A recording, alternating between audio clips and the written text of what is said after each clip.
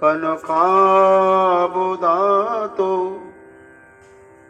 সংকীর্তনৈকপিতর কমলায়তাক্ষু বিশ্বম্ভর দ্বিজবর যুগধর্মপাল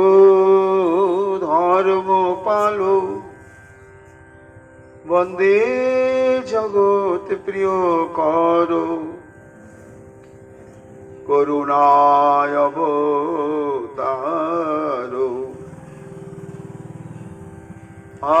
আনন্দ লীলাময় বিগ্রহায় হিমাব দিব্য ছবি সুন্দরায়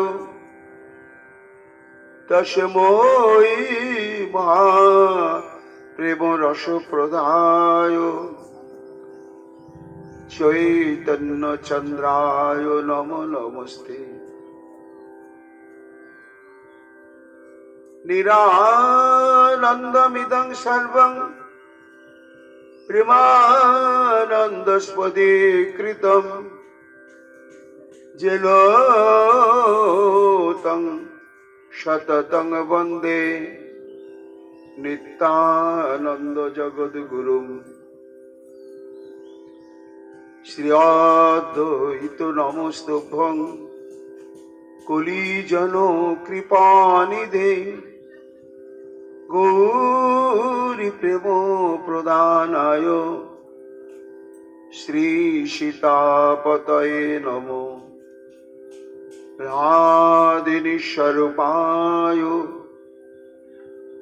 গৌরাঙ্গ সুহৃদায় চ ভক্ত শক্তি প্রদানায় গদাধর নমস্তুতে। প্রণমামি শ্রীবাসং তমাদ্যং পণ্ডিতং মুদা শ্রী গৌরাঙ্গ কৃপা পাত্রং কীর্তনানন্দ মানসম। গৌরী প্রেম প্রদাবৈব সর্বত্র সমদর্শিনে নারায়ণ সুতায় চ শ্রীমন্নরহরয়ে নমঃ। বর্হাপীড়াভিরামং মৃগমদতিলকং কুণ্ডলাক্রান্ত গণ্ডং কঞ্জাক্ষং কুম্ভকণ্ঠং স্মিত শুভগমুখং সাধরে ন্যস্তবেণুং শ্যামং শান্তং ত্রিভঙ্গং রবিকর বসন ভূষিতং বৈজয়ন্তা বন্দে বৃন্দাবনস্থ যুবতী শতবৃতম ব্রহ্মগোপাল বিশম। নমো নলিন নেত্রায় বেণুবাদ্য বিনোদিনী রাধাধর সুধাপানং শালিনে বনমালিনে। হে কৃষ্ণ করুণা সিন্ধু দীনবন্ধ জগৎপতে গোপেশ গোপিকাকান্ত রাধাকান্ত নমস্তুতে। মুখং করতি বাচালং পঙ্গুং লঙ্ঘয়তে গিরিম যৎ কৃপা তমহং বন্দে পরমানন্দ মাধবম। তপ্ত কাঞ্চন গৌরাঙ্গী রাধে বৃন্দাবনেশ্বরী বৃষভানু সুতে দেবী তং নমামি হরিপ্রিয়ে। মহাভাব স্বরূপাতং কৃষ্ণ প্রিয়া বরিয়সী प्रेमी भुक्ति प्रदे देवी राधिका तंग नमाम्यहम् वंदे नंद ब्रज स्त्रीणां अदोरनोभिघ्नशो यशांग हरि कथाद्गीतं पुनाति भुवनत्रयम् आचतुर्वदन ब्रह्मा दिवाहुरो परो हरि अभालोचन शंभुर भगवान बदरायणी जंग प्रभयन्तमनुपेतमपेतकृत्यं द्वैपायन विरह कातर अजुहाव उत्तृति तन्मया दयातरवयो विनिदुस्तं सर्वभूत हृदय मुनिमानतस्मै तमादिदेवं करुणानिधानं तमालवर्णं श्रीतावतारम् अपारो संसार समुद्र सेतुं भजामहे श्रीभागवत स्वरूपम् वाञ्छाकल्पतरुभ्यश्च कृपासिन्धुभ्येव च पतितानां पावनेभ्यो वैष्णवेभ्यो नमो नमो। जय रूप सनातन भट्ट रघुनाथ श्रीजीव गोपाल भट्ट दास रघुनाथ भक्ति भरे बंदी छय गोसाईर चरण যাহা হইতে বিঘ্ন নাশ অভীষ্ট পূরণ। জয় গৌর ভক্তবৃন্দ গৌর যাদের প্রাণ সবে মিলে দেহ মোরে নিতাই গৌর ভক্তি দান। নিতাই গৌর হরি বল নিতাই গৌর হরি বল নিতাই গৌর হরি বল জয় জয় নিতাই গৌর হরি হরি বল। মাধব ও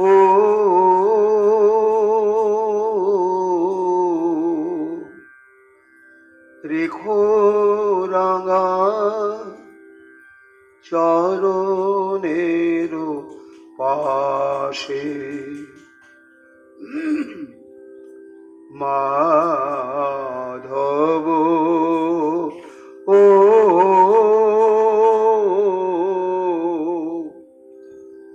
রেখো রাঙা চরণের পাশে। আমার বাছ আকর্ষণ যেন আমার বাছ আকর্ষণ যেন মনে নাহি আসে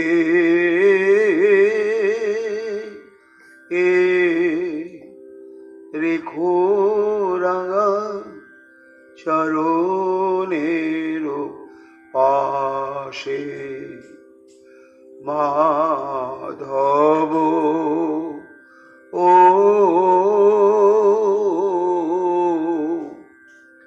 রেখো রাঙা চরণের পাশে।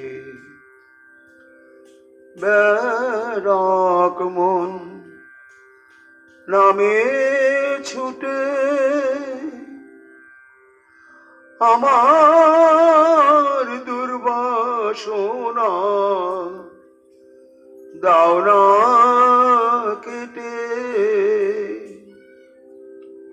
বেড়াক মন নামে ছুটে আমার দুর্বাসনা দাও না কেটে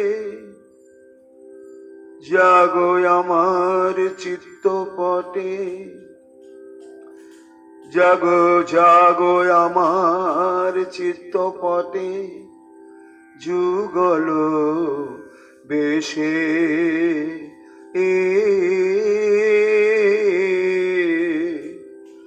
রেখো রাঙা চরণের পাশে মাধব ও রেখো রাঙা চরণের পাশে ভুলের খেলা খেলিয়ে দিয়ে চুপটি করে দেখা তুমি দেবে কিনা সত্যি করে ভুলের খেলা খেলিয়ে দিয়ে চুপটি করে দেখা তুমি দেবে কিনা সত্যি করে ত্রিভঙ্গ বঙ্কিম ঠামে মাধব ত্রিভঙ্গ বঙ্কিম ঠামে দাঁড়াও আমার হৃদয়ে এসে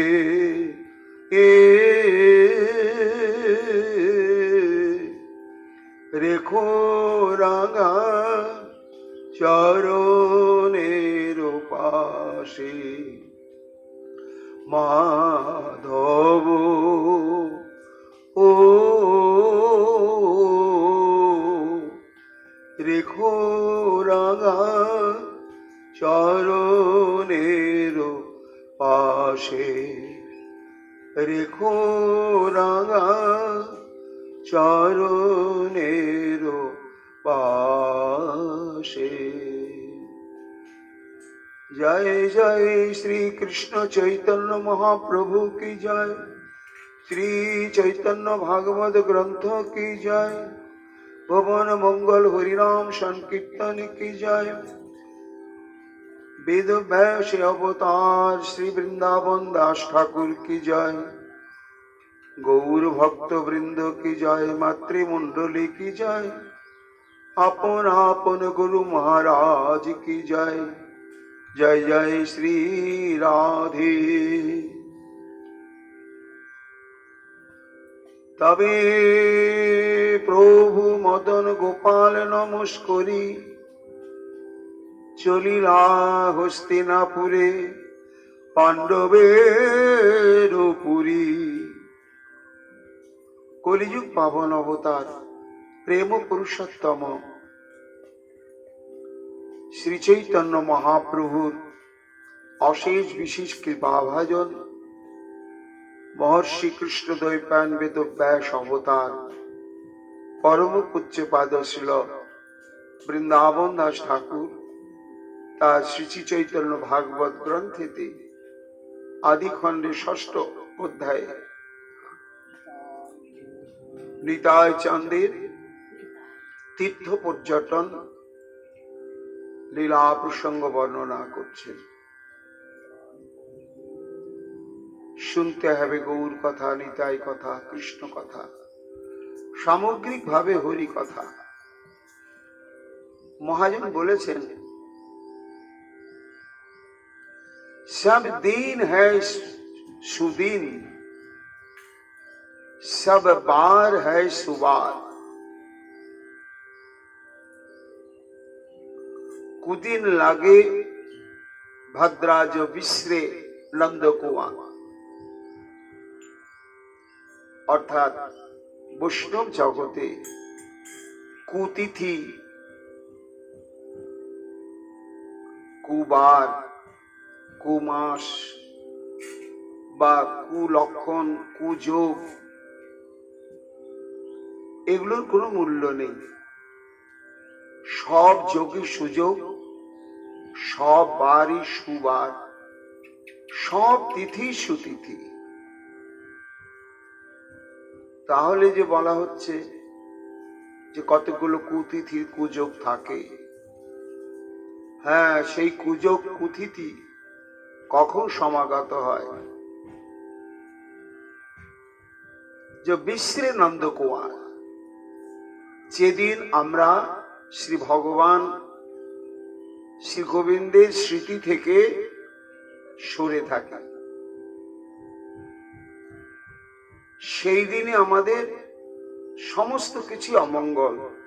সেদিনের দিনটাও কুদিন, সেই দিনে সেই মুহূর্তের যোগটাও কুযোগ, সেই দিনের বারটাও কুবার। আর যদি সর্বক্ষণ সর্বমঙ্গলময় শ্রী গোবিন্দের ভাবনার স্রোতে নিজেকে ভাসিয়ে রাখতে পারি, ডুবিয়ে রাখতে পারি, তাহলে আর কুদিন বলে, কুযোগ বলে, কুতিথি বলে জীবনে কিছুই নেই। এই জন্য ওই একটাই বিধি আর একটাই নিষেধ। সে বিধিটা কি না, নিরন্তর তুমি কৃষ্ণ ভাবনায় থাকো, সুখে দুঃখে সম্পদে বিপদে, যে কোনো পরিস্থিতিতে। আর নিষেধ কি না, কোনো প্রকারে তুমি শ্রীহরিকে ভুলে যেও না। এই হরিকে ভুলে না যাওয়াটাই নিষেধ। আর বিধি হচ্ছে সর্বক্ষণ তার স্মৃতিতে নিজেকে ডুবিয়ে রাখা। তা ভগবত স্মৃতির যে প্রবাহ, সেই প্রবাহের গতিটি তখনই প্রবাহমান থাকে যখন আমরা মাঝে মাঝে সৎসঙ্গে সাধুমুখে ভাগবতী কথা শুনতে থাকি। যেমন আগুনকে জ্বালিয়ে রাখলে তাতে জ্বালানির যোগান দিতে হয়, তাহলে আগুনটি কখনো নেবে না। তেমনি এই যে সর্ব অমঙ্গল নাশক, সর্ব অশুভ নাশক যে ভগবত স্মৃতি, ভগবত ভাবনা, এই ভাবনারূপ অনলকে যদি জীবনে সর্বক্ষণের জন্য প্রজ্বলিত রাখতে হয়, তাহলে মাঝে মাঝে তাতে আহুতি দিতে হবে। সে আহুতিটা কি না, সৎসঙ্গে বসে সাধু মুখে ভাগবতী কথা। তাহলে আমি যে সর্বমঙ্গলময় শ্রী ভগবানের নাম রূপ গুণ লীলা প্রসঙ্গাদি নিয়ে যে ভাবনা হৃদয়ের মধ্যে পোষণ করে রেখেছি বা রাখবার চেষ্টা করছি, যদি সাধু মুখে নিরন্তর সে গোবিন্দের কথা শ্রবণ করতেই থাকা হয়, তাহলে সেটি সর্বক্ষণ আরো মহাশক্তিশালী হয়ে ওঠে। যার জন্যই ভজনের সঙ্গে সঙ্গে মহাপ্রভু রূপ গোস্বামীপাদকে বললেন, শ্রবণ কীর্তন জল করয় সিঞ্চন। ভজনাঙ্গের এই হচ্ছে মহাশক্তিশালী দুটি অঙ্গ। যদিও এক অঙ্গ সাধন করে সিদ্ধি লাভ করেছেন, কিন্তু আমরা কলির জীব, তো আমাদের অনর্থ ক্লেশ বিড়ম্বনা অনেক বেশি। তাই আমাদের মুখ্যত অন্তত দুটো ভজনাঙ্গকে আঁকড়ে ধরতেই হবে। একটি হচ্ছে শ্রবণ, আর একটি হচ্ছে কীর্তন। সেটি কেমন না, সেটি সংকল্পিত ভাবে প্রতিদিন নিজের ঘরে একা একাই হোক বা সম্মিলিত ভাবেই হোক, একাধিক ভক্ত নিয়ে হোক, একটা নিয়ম করে যে যতদিন আমি বেঁচে থাকবো প্রতিদিন 15 মিনিট কি 20 মিনিট কি 1 ঘন্টা আমি উচ্চস্বরে নাম সংকীর্তন করব। এই উচ্চস্বরে নাম সংকীর্তন, এই ভজনাঙ্গ সনাতন গোস্বামী বিশেষ মহিমা কীর্তন করেছেন। উচ্চস্বরে হরিনাম করলে সেই নামের স্পন্দন তরঙ্গ সমস্ত শরীরের রক্তের কণায় কণায় শিরায় শিরায় স্পন্দিত হয়।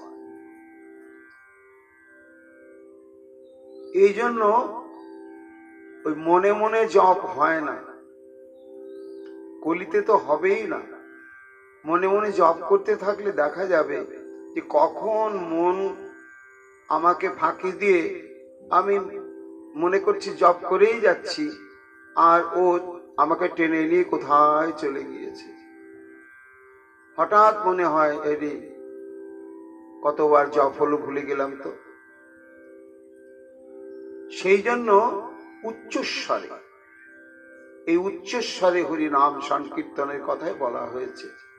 বিজয়তে শ্রীকৃষ্ণ সংকীর্তনম। মহাপ্রভু শিক্ষাষ্টকে বললেন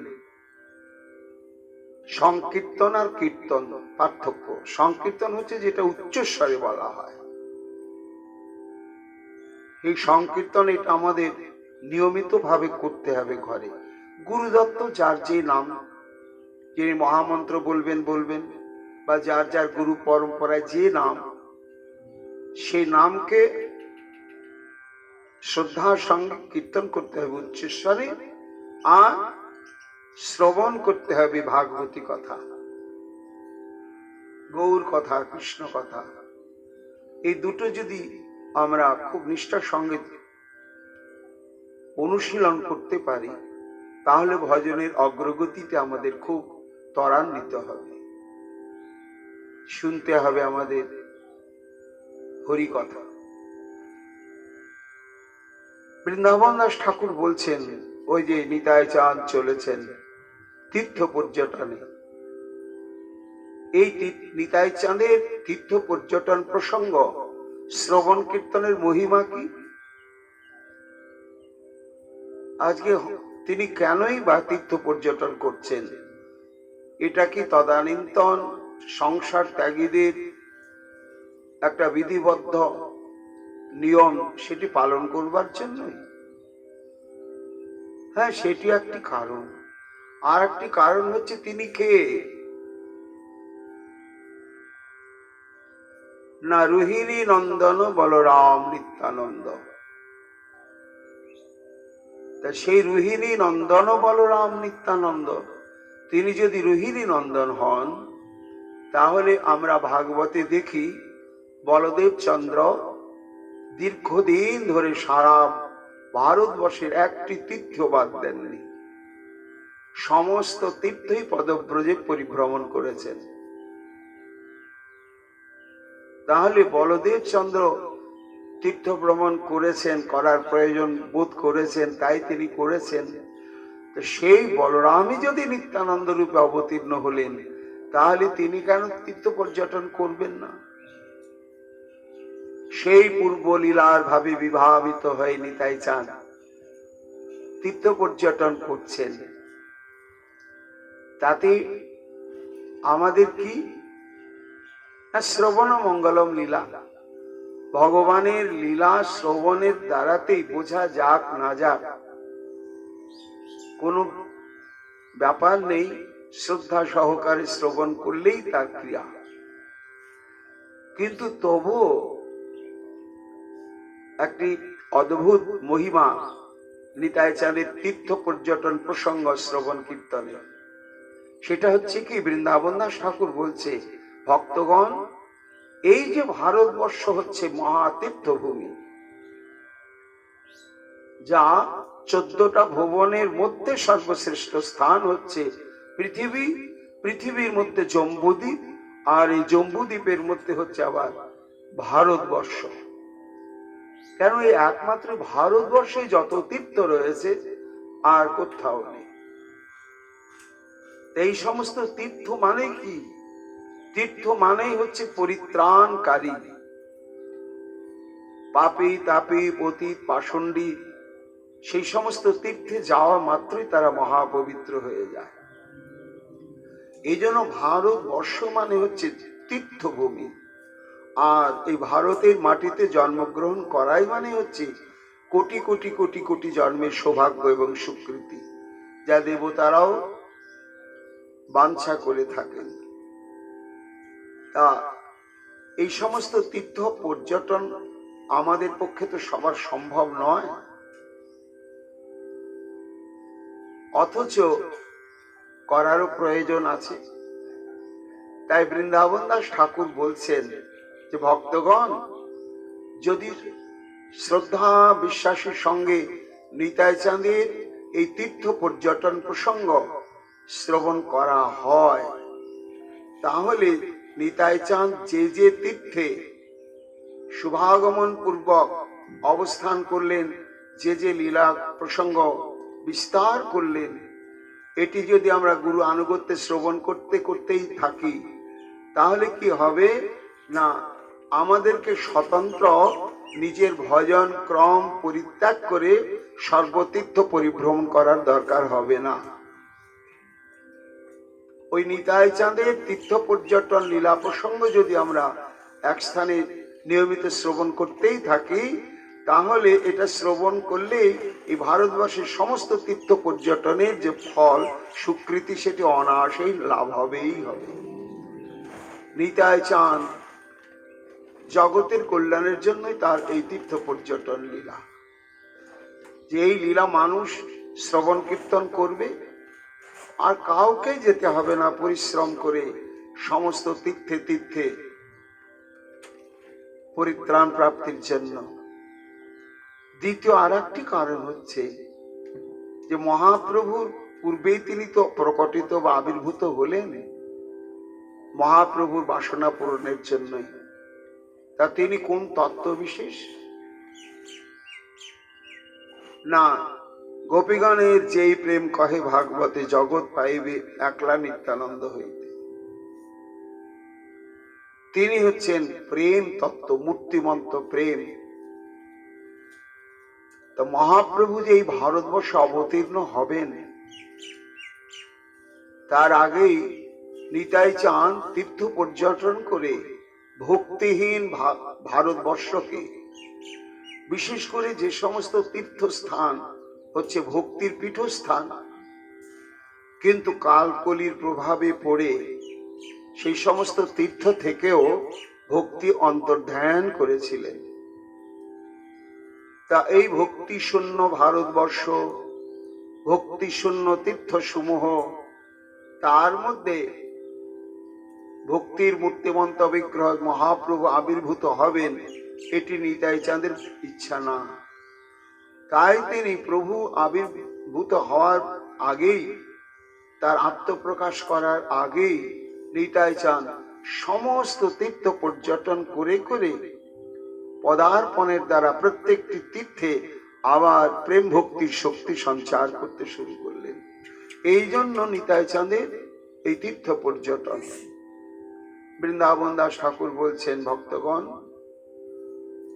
বৃন্দাবন পরিভ্রমণ করে গোকুল মহাবনে নিজ জন্মস্থান দর্শন করার পরে বৃন্দাবনের সীমানা পরিত্যাগ করে এবার অন্য পথে চললেন নিতাই চাঁদ। কোথায় পৌঁছালেন? তবে প্রভু মতন গোপাল নমস্করি চলিলা হস্তিনাপুর, পাণ্ডবের পুরী হস্তিনাপুর স্থানেতে চললেন। এই হস্তিনাপুর কোথায়? উত্তরপ্রদেশের মিরাট জেলার অন্তর্গত একটি সুপ্রাচীন, মহাভারতের যুগ থেকে বা তার আগের থেকে সুপ্রাচীন একটি স্থান এই হস্তিনাপুর। এবং এই হস্তিনাপুরটি হচ্ছে কৃষ্ণ বলরামের লীলাভূমি বা পদাঙ্কিত ভূমি। এটি কৌরবদের রাজধানী হচ্ছে হস্তিনাপুর। এর কিছু প্রাচীন ইতিহাস রয়েছে। সেটি হচ্ছে রাজা ভরত, মানে এটা অন্য ভরত, ঋষভদেবের পুত্র ভরত নয়। ইনি হচ্ছেন ওই যে দুষ্যন্ত এবং শকুন্তলা, অনেকে আপনারা জানেন। সেই শকুন্তলার গর্ভে রাজা দুষ্মন্তের ঔরসে একটি পরম ধার্মিক সন্তান জন্মগ্রহণ করে, তার নামই ভরত। এক সময় ওই ভরতের নাম অনুসারে এই জায়গার নাম হয় ভারতবর্ষ। তা তার রাজধানী ছিল ওই সমস্ত অঞ্চলে, কিন্তু তখন তার নাম হস্তিনাপুর নয়। রাজা ভরতের 9টি সন্তান, কিন্তু তিনি যখন বৃদ্ধ হয়ে পড়লেন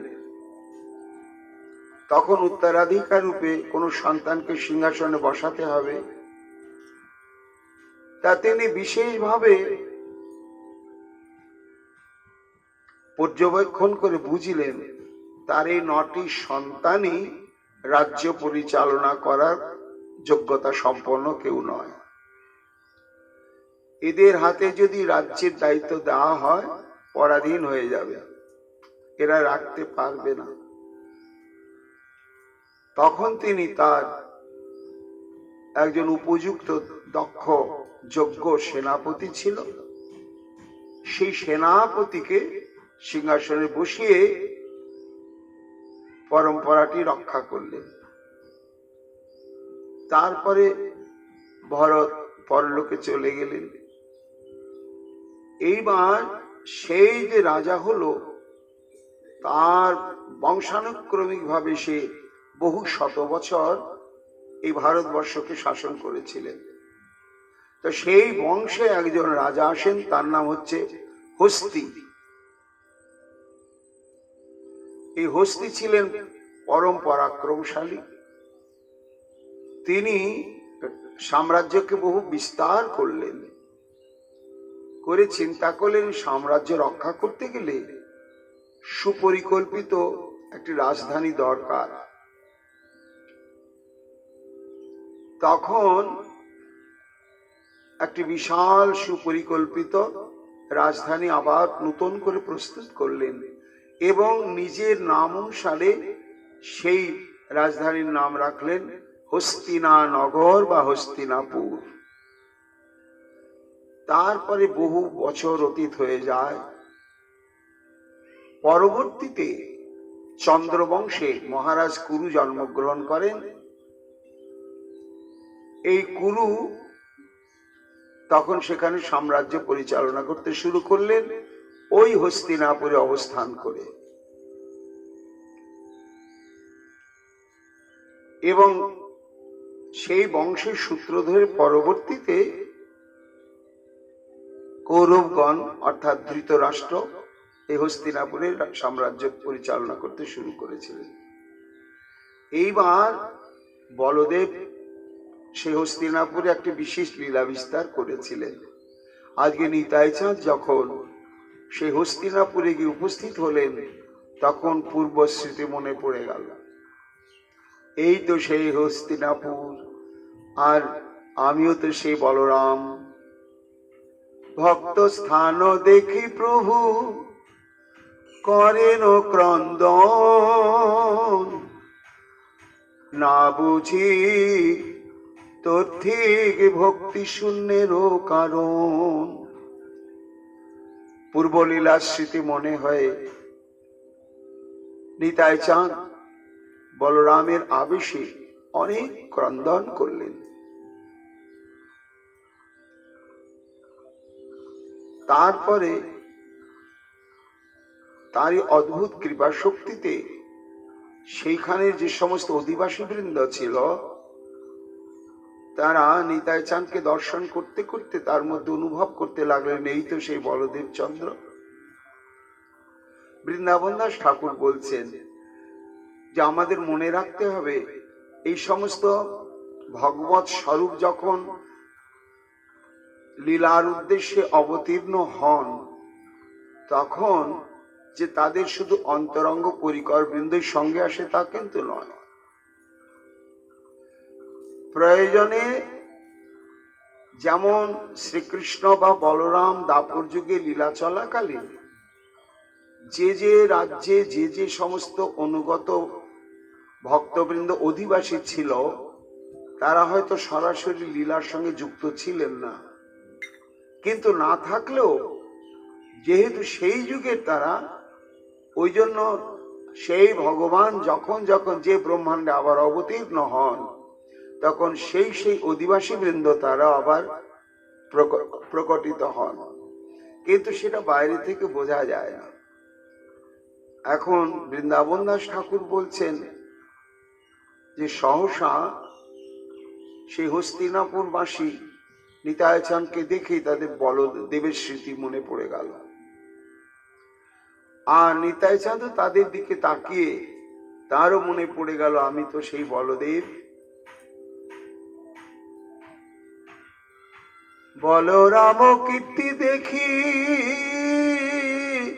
হস্তিনা নগরে ত্রাহি হলো ধর বলি নমস্কার করে। তা হস্তিনাপুরবাসী যারা দাপর যুগ অতীত হয়ে বহু হাজার বছর চলে গিয়েছে, তো কাজে সেই সমসাময়িক তাদের বংশধর নাই, অনেক প্রলয় হয়েছে, কিন্তু যারা তদানীন্তন কালের অধিবাসী ছিলেন তারাই তো এসেছেন সেই সময় ছিলেন বলে তারা চিনতে পারলেন, পেরে তখন বলদেবের কাছে গিয়ে ত্রাহি হলধর বলতে লাগলেন, মানে হে হলধর তুমি রক্ষা করো, পরিত্রাণ করো, এই বলে বারবার নমস্কার করতে লাগলেন। আর যেই নমস্কার করতে লাগলেন তখনই নিতাই চাঁদের সেই লীলাটা মনে পড়ে গেল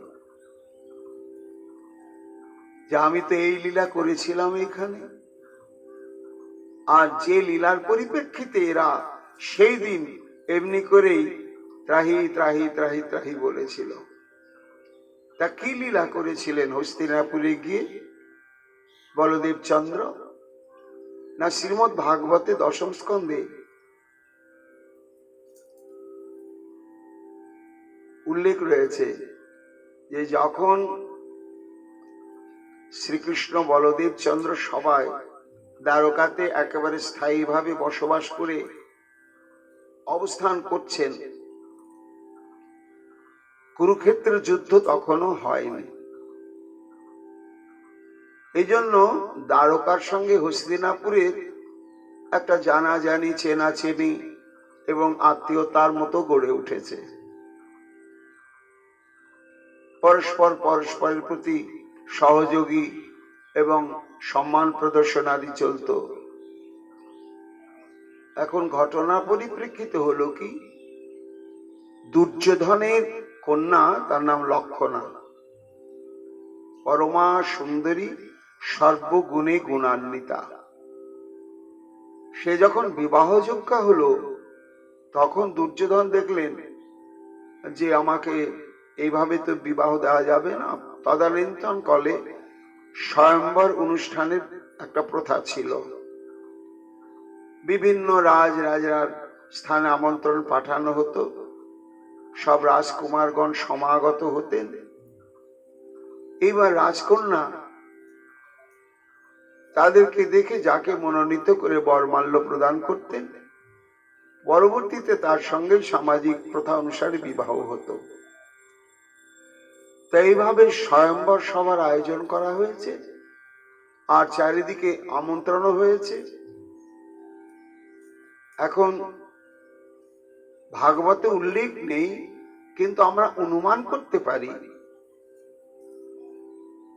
যে এই লক্ষণার সঙ্গে শ্রীকৃষ্ণের পুত্র শাম্ব। শাম্ব হচ্ছে জাম্বুবতীর ছেলে। সেই সমন্তক মণিকে কেন্দ্র করে শ্রীকৃষ্ণ জাম্বুবানের পুরীতে প্রবেশ করে সেখান থেকে সমন্তক মণিকে যখন উদ্ধার করলেন, জাম্বুবান যখন চিনতে পারলেন যে সেই ত্রেতা যুগে আমার আরাধ্য দেবতা রামচন্দ্র এইবার শ্রীকৃষ্ণ হয়েছেন, তখন সেই সমন্তক মণি সহ নিজের পরমা সুন্দরী কন্যা জাম্বুবতীকেও কৃষ্ণের হাতে অর্পণ করেছিলেন।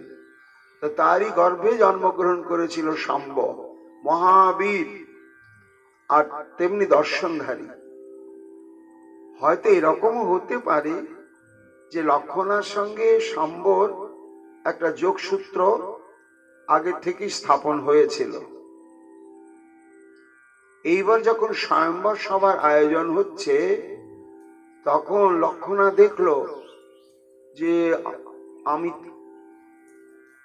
শাম্বকে আমন্ত্রণ করা হলো না, বা দ্বারকায় আমন্ত্রণ জানানো হলো না, তাহলে সেখান থেকে কেউ আসবে না, আমাকে অন্য কোনো রাজকুমারের গলায় মালা দিয়ে দিতে হবে। খুব চিন্তান্বিত হলেন, সংবাদটা প্রাপ্ত হলেন শাম্ব। তখন রথ নিয়ে অস্ত্র শস্ত্র নিয়ে এসে আড়ালে অপেক্ষা করতে লাগলেন।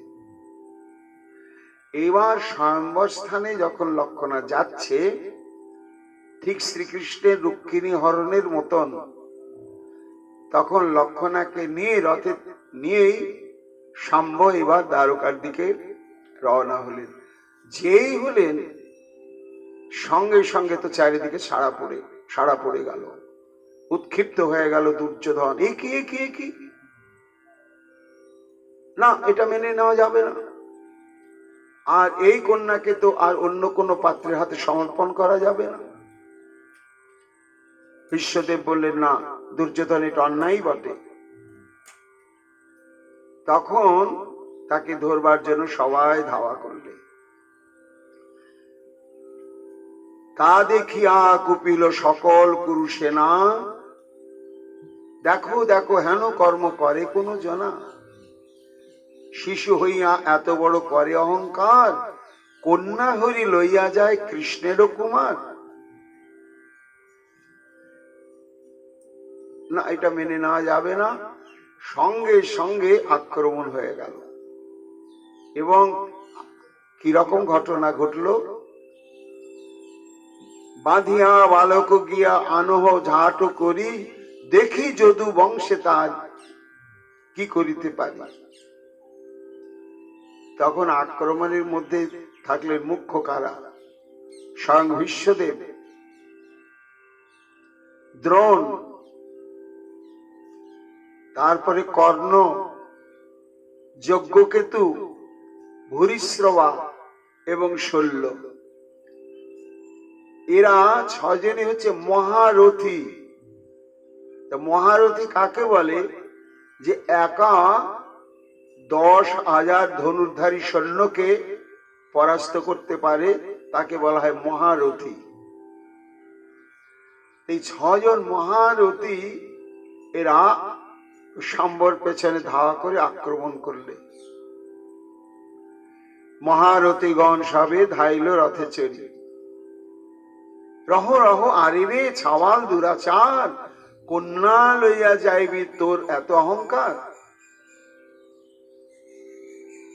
তখন শাম্ব দেখছে, এই রে, একেবারে তো ওরা সেজে গুজে পরিকল্পিত ভাবে এই মহারথী বৃন্দই আমাকে তো আক্রমণ করলে।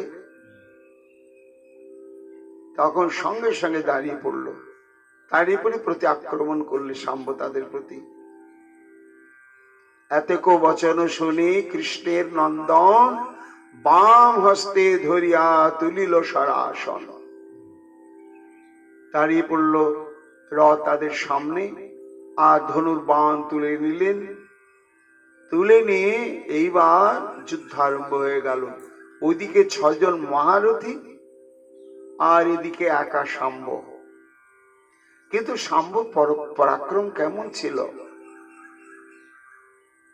না, ফিরিয়া রহিল যেন সিংহ মহাবল। একেশ্বর কৈলবী তুমুল সমর। 6 মহাবীর কইল সর্বরিষণ, সকল সহিল বীর কৃষ্ণের নন্দন। এই 6 জন মহারথী একই সঙ্গে বাণ বরিশন করতে নিলে শাম্বর প্রতি। কিন্তু কৃষ্ণের ইচ্ছায় শাম্বর এমন মহাশক্তি, তার কিছুই করতে পারলে না। তো কিছুই করতে পারলে না, কিন্তু শাম্ব দেখলে ওহো, আমি তো একা, আর এরা 6 জন, আমাকে একসঙ্গে 6 জনকে আক্রমণ করতে হবে, আর 6 জনকেই পরাভূত করতে হবে। তাই 6 বীরে বিধে বীর 6 বানে, 4 ঘোড়া 4 বানে বিধিল সন্ধানে। এমন বিদ্যা জানা ছিল শাম্বর, যে এমন ভাবে তীর নিক্ষেপ করলে একই সঙ্গে বিষাক্ত ভয়ঙ্কর শক্তিশালী তীর, 6টা তীর গিয়ে আক্রমণ করলে 6 জন মহারথীকে। এবং যখন তীরগুলো তাদেরকে পরাভূত করছে, তখন তাদের সারথীগুলোর প্রতিও বাণ নিক্ষেপ করে তাদেরকে পরাভূত করে দিলে। তবে 6 বীর তার দেখিয়া সংগ্রাম, ধনুকে টঙ্কার দিয়ে জোরে চোখা বাণ। তো স্বয়ং পিতামহ ভীষ্ম তো রয়েছেন, কম তো নয়। তিনি পরশুরামের কাছ থেকে অস্ত্রবিদ্যা শিক্ষা লাভ করেছেন,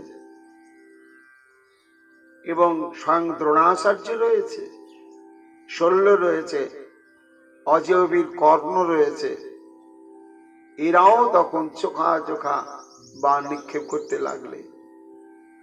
4 ঘোড়া 4 জনে কাটে 4 বানে, এক সারে সারথি কাটিল 1 জনে। দিয়ে শাম্বর সারথীকে নিহত করলে এবং সমস্ত ঘোড়াগুলোকে হত্যা করে ফেললে। এইবার শাম্ব আর কিছুই করতে পারলে না, বুঝেই তখন 6 মহাবলী তবে যতন করিয়া রথ হতে কৃষ্ণ সুতে নাবায় ধরিয়া।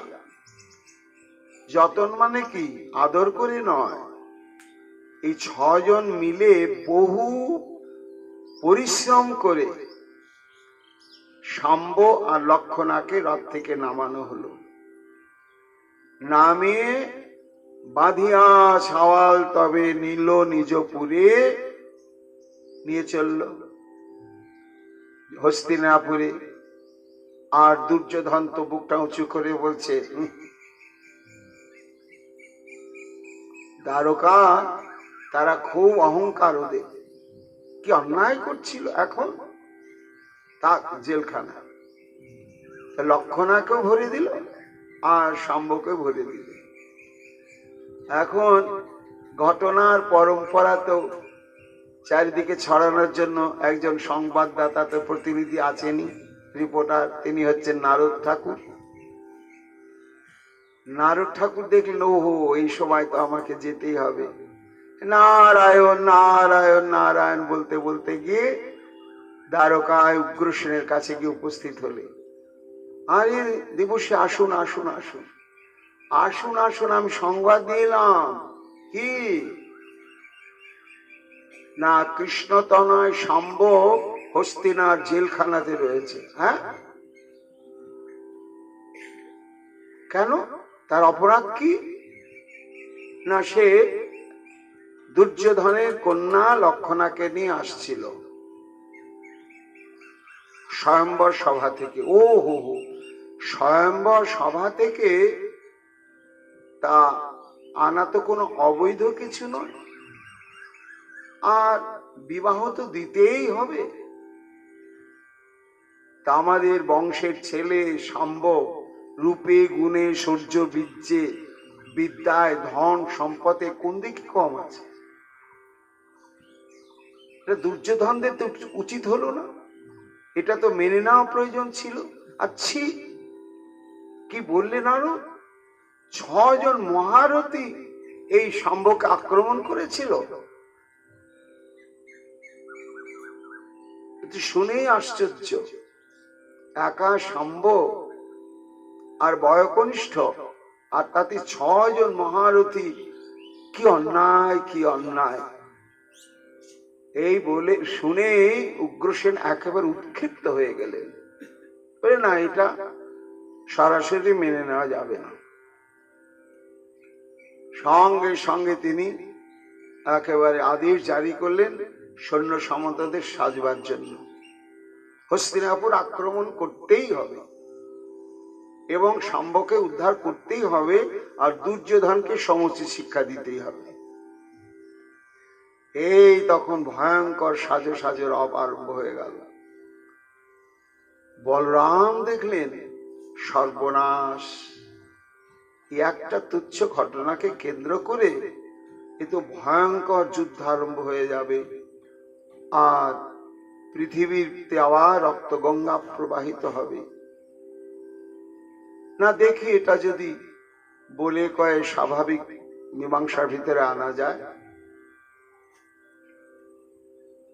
তা শুনিয়া ক্রোধ হইল যত যদুগণে, সাজিলা বিষম সৈন্য রাজায় উগ্রসেনে।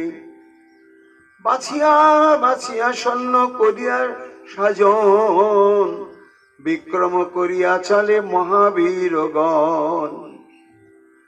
বীরের বিক্রম দেখি হল ধর রায়, বিনয় বচনে প্রভু শান্তিয়া বুঝায়। বলরাম একটু শান্তি প্রিয়, তিনি দেখলেন সর্বনাশ, ছুটে গিয়ে উগ্রসেনের কাছে বললেন যে বাবা একটু দাঁড়ান, একটু অপেক্ষা করুন, আমার কিছু বক্তব্য আছে। একটা এত ছোটখাটো ঘটনাকে কেন্দ্র করে এই রকম লক্ষ লক্ষ সমস্ত মহামহাযোদ্ধাকে সাজিয়ে নিয়ে রণবাদ্য বাজাতে বাজাতে আক্রমণের উদ্যোগ, এটা আমি ঠিক ভালো মনে করছি না। তা আমাকে একটুখানি সুযোগ দেওয়া হোক। এটা বলে কয়ে যদি বুঝিয়ে স্বাভাবিক মধ্যস্থতায় স্বাভাবিক করা যায়, যা হবার তো হয়েই গিয়েছে, এটা দুর্যোধন তুমিও মেনে নাও আর আমরাও মেনে নিই, যে একটা আত্মীয়তার বন্ধনে সবাই আমরা সুখে থাকি। বন্ধুগণ সহে কেনে বিবাদ বাড়াই, রহ সব বীরগণ আমি চলি যাই। বলদেব যখন সবাইকে শান্ত করে বললেন উগ্রসেনকে, আমি নিজেই যাচ্ছি এবং আমি একা যাব না, আমি বিশ্বস্ত সমস্ত বুদ্ধিজীবীদের নিয়ে যাব, ব্রাহ্মণদের নিয়ে যাব। শান্তিয়া রাখিল সব বীরেরও প্রধান, রথে চড়ি চলিলা আপনি বলরাম। হস্তিনাপুরে আজকে অবস্থান করতে করতে নিতাই চান এই সমস্ত নিজের লীলা কথাই ভাবছেন। তখন একাই বলদেব চন্দ্র দ্বারকা থেকে রথে করে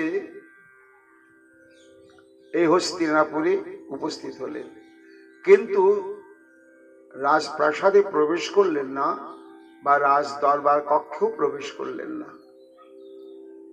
তিনি দূত হিসাবে এসেছেন, তো তাই প্রাসাদের বাইরে একটু ছাউনি ফেললেন এবং সেখানে তার সঙ্গে যারা গিয়েছিলেন তাদেরকে নিয়ে অবস্থান করলেন। আপনে রহিল রাম বাহ্য উপবনে, উদ্ধবে পাঠাইয়া দিল রাজ বিদ্যমানে।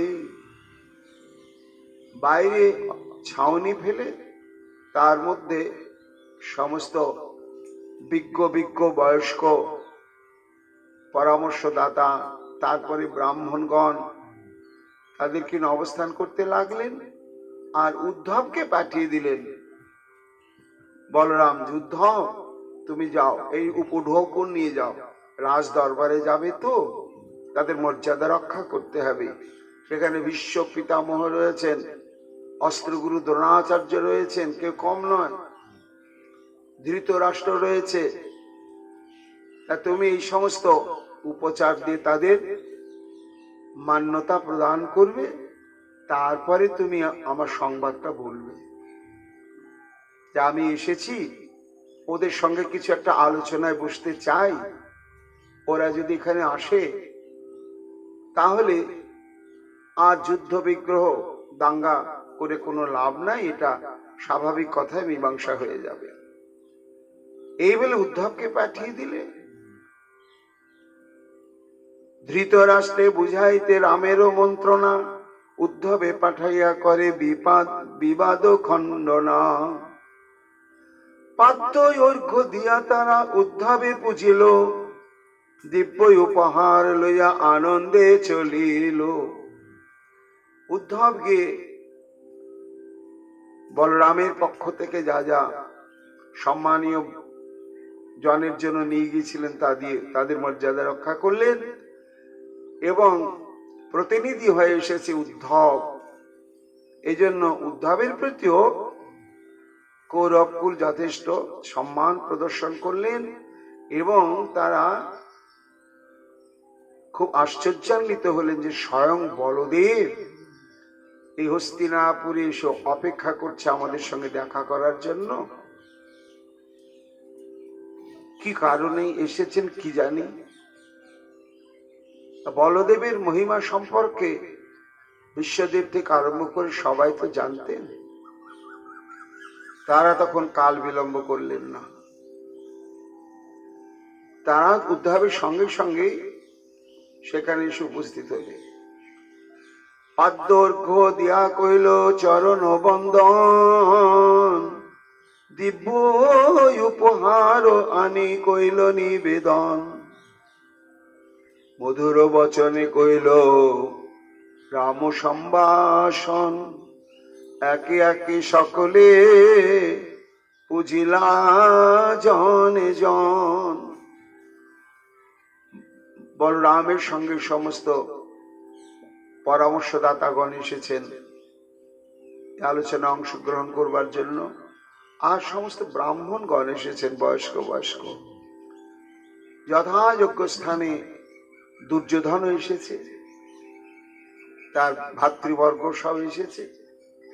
সবাইকে প্রণাম বন্দনা ইত্যাদি ইত্যাদি সম্মানাদি সব হয়ে গিয়ে অনন্যা সবারে কহে করিয়া সম্ভাষা, বিনয় বচনে করে কুশল জিজ্ঞাসা। পরস্পর স্বাভাবিক কুশল বিনিময় হওয়ার পরে এইবার দুর্যোধন জিজ্ঞাসা করছেন বলদেব চন্দ্রকে, হে বলদেব, তা কি প্রস্তাব নিয়ে এখানে আগমন করা হয়েছে, তার কারণটা আমরা জানতে পারি কি? তখন বলরাম বললেন, হ্যাঁ নিশ্চয়ই দুর্যোধন, আমি তো জানাবার জন্যই এসেছি। তা শোনো।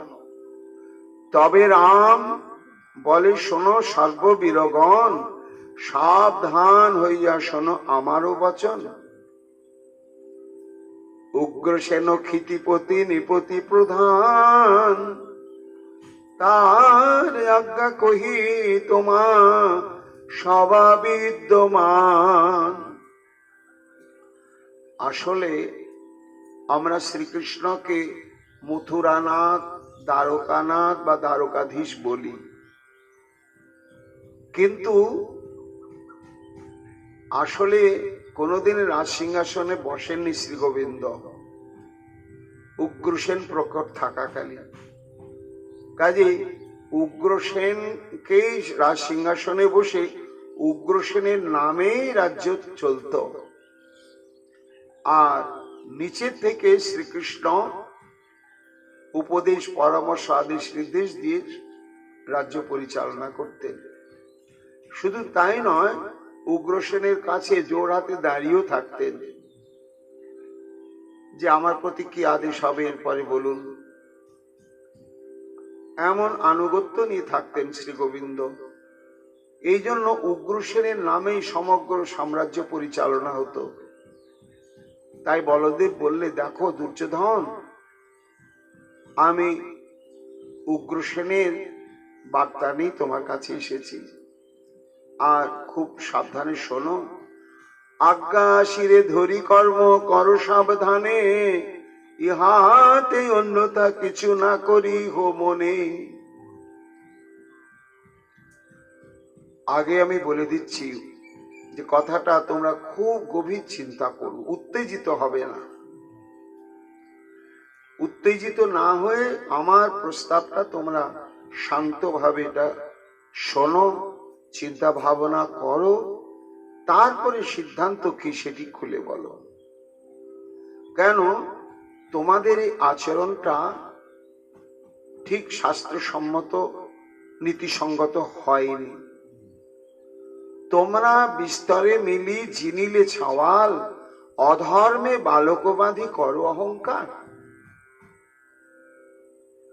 এটা তো যুদ্ধের ঘটনা ছিল না। সাম্বর সভাতে গিয়েছিল, অনাহুত ভাবে হয়তো গিয়েছিল, যাওয়ার অধিকার আছে। এইবার যদি লক্ষণা তাকে মনোনীত করে আর সাম্ব যদি তার পানি গ্রহণ করে নিয়ে আসে, তা ক্ষতিটা কি ছিল? আর যদি প্রতিবাদই তোমাদের করার প্রয়োজন ছিল, তা আগে তো অভিযোগ করতে পারতে এখানে এসে দ্বারকায় গিয়ে। এইবার তার প্রতিবিধান যদি দ্বারকার পক্ষ থেকে না হতো, তখন যুদ্ধ ঘোষণা হতো। এইভাবে সঙ্গে সঙ্গে 6 জন মহারথী একেবারে ঝাঁপিয়ে পড়লে একটা যুবকের উপরে, এটা তো একেবারে মেনে নেওয়া যাচ্ছে না। এবং আমাদের অধিপতি নিপতি উগ্রসেন এটা তিনি কিছুতেই মেনে নিতে পারছেন।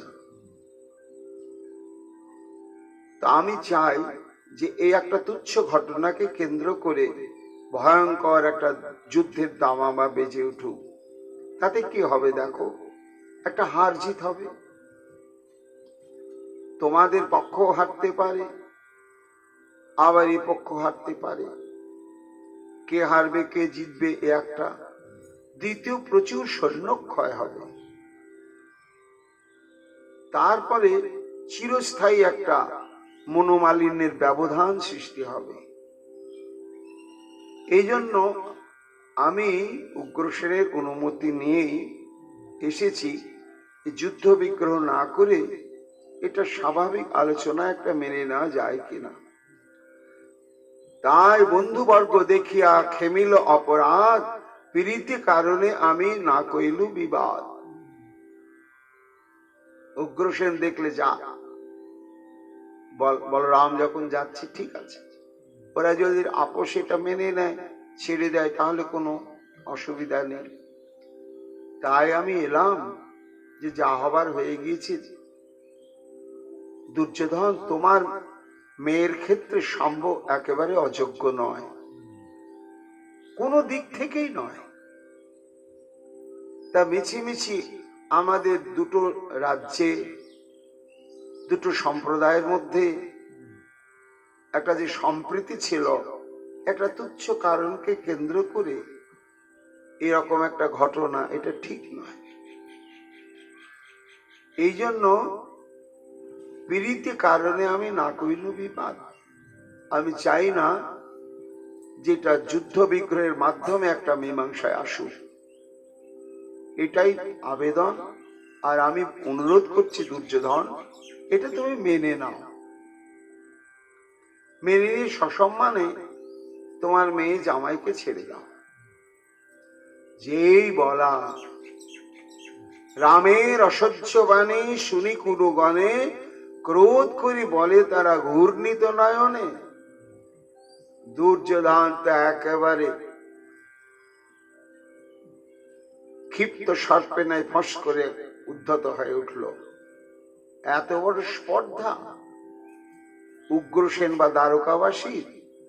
হরি হরি এত বড় বিচিত্র কথন, কাল গতি এত বড় না যায় লঙ্ঘন। ছি ছি ছি ছি ছি, দ্বারকার তরফ থেকে এই প্রস্তাব। আরে দ্বারকা তো একটা ছোট্ট রাজ্য, এটা তো ছিলই না। কৃষ্ণ পালিয়ে এসে ধুরন্ধর আত্মরক্ষার জন্য মথুরা থেকে পালিয়ে এসে এখানে দুর্গ প্রাসাদ নির্মাণ করলো দ্বারকা। আমরাই সহযোগিতা করলাম, করে তাকে আমরাই নিজেরা কিছু রাজ্য ছেড়ে দিলাম, দিয়ে সেখানে একটা রাজ্য স্থাপন করে দিব্যি চলছে। তা চললেও তো আমাদেরই তারা অধীনস্থ। আর উল্টো আমাদের কাছে এই ধরনের প্রস্তাব, ছি ছি ছি। পায়ের পানয় ওঠে মস্তক উপর, যদুকুলে দুর্নীতি বাড়িল এত বড়। বৃন্দাবন দাস ঠাকুর বলছেন যে ভক্তগণ, এই যে অদ্ভুত ভাষা, এ তখনকার যুগে ছিল, এখনকার যুগেও আছে। কি ভাষাটা কি বলছে? পায়ের পানই ওঠে মস্তক উপর, ভাগবতের শ্লোকে কথাটা রয়েছে, সংস্কৃত শ্লোকে। দুর্যোধন বলছি, বাহ, এই কালটা কি এরকম পরিবর্তন হয়ে গেল, ঘুরে গেল। কেমন ঘুরে গেল? না, মুকুট চিরদিন মাথায় থাকে আর জুতো চিরকাল পায়েই থাকে। কিন্তু আজকে পায়ের জুতো মাথায় আর মাথার মুকুট পায়ে। তার মানে যদুকুল দ্বারকাবাসী এরা হচ্ছে জুতো, আর দুর্যোধন হচ্ছে মুকুট। এটাই বলতে চাচ্ছি আর কি। জনিগত সম্বন্ধ করিয়া তার সনে, আপনার তুল্য করি বাড়ায় আপনে।